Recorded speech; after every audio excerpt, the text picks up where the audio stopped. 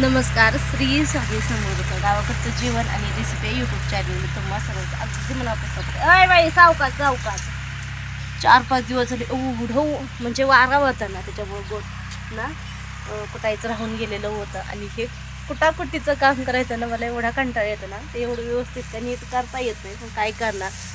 आणि उन्हाळा संपत आलाय तरी पण आमची काही कामं काही संपायचं काम घेत नाही.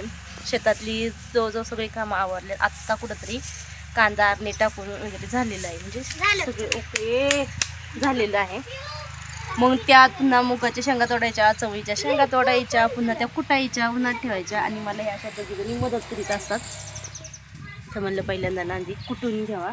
चवळीच्या शेंगा कुटून झाल्यात, मुगाच्या पण झाल्यात, हवरी नीट करून झालेली आहे, जवस. आणि मग आता हे ना खूप दिवस झालं पडलेलं होतं. आणि आता 2-3 दिवसापासून पाऊस सांगितलेला आहे. जर पाऊस जरा आला तर नाही कुटून झालं चिंभारलं तर पुन्हा कुटता यायचं नाही बी कांद्याचं. आता मी एवढं कुटून घेते. आणि इकडे यांचं वावात नीट करायचं चाललंय. मानलं तर सोके आणि केलं काम तर सोपं आहे. नाही तर खूप असं अवघड काम आहे शेतीचं. शेती करणं म्हणजे ऊन तहान भूक सगळं विसरून काम करावं लागतं प्रामाणिकपणे. आणि बघा हे असं एवढं असं कुटायचं प्लस ते असं चाळणीने असं चाळावं लागन.